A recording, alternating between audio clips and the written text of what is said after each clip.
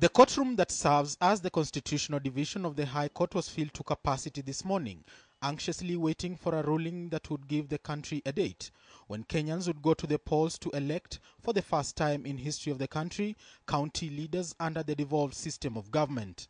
The first elections under the Constitution can only be lawfully held as follows. 1. In the year 2012, within 60 days from the date on which the national coalition is dissolved by written agreement between the President and Prime Minister in accordance with Section 6B of the National Accord and Reconciliation Act 2008, or within 60 days from the date of the term of the National Assembly, which is the 15th of January 2013. The ruling may not have been what many expected, but it provided a clear roadmap that would determine the much-awaited date. Judges Isaac Lenaola, David Majanja, and Lady Justice Mumbi Ngugi ruled that the general elections can only be held with an understanding between the principals, with the National Accord and Reconciliation Agreement in mind. We are conscious that our findings may be unpopular with a section of Kenyans who have preconceived notions about the elections. But we hasten to remind Kenyans that our undertaking is not to write the Constitution to suit popular opinion. Our duty is to interpret the Constitution in a manner that remains faithful to its letter and spirit and give its effect to its objectives. The judges also ruled that the Independent Electoral and Boundaries Commission, IEBC, will be the only body to determine the exact date. The Constitution envisages that elections be held every second Tuesday of August after every 5 years, starting August 14th, 2012.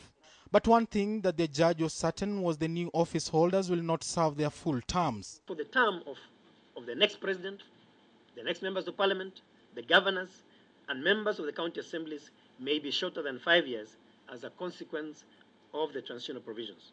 Mixed reactions immediately greeted the ruling from a section of Kenyan leaders, with three presidential hopefuls, William Ruto, Peter Ken, and Martha Karua, expressing different opinions on the ruling. If we go to elections in 2013, the court is usurping lawmaking for itself, and it is extending his term by 3 months. It's not acceptable. I am hoping, and I want to appeal to the two principals to take the better option, which is for them to dissolve their accord and have elections this year. That's perfect. I think we should gear the country towards having elections at that point in time.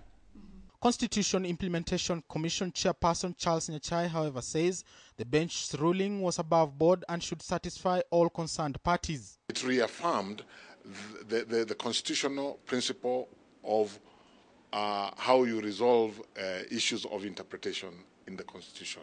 And how you do so is by coming to the court. The cabinet had proposed delaying the vote by 4 months to December because of logistical problems, a move which prompted Kilome Member of Parliament Harun Mwau and other interest groups to go to court for interpretation. Contrary to the expectations of many, the three-judge bench has failed to deliver on the exact date when the country was going to have its first elections under the new constitution, and instead threw back the ball to the President and the Prime Minister and the Electoral Commission to decide on the date. Aaron Ochieng, KTN, Nairobi.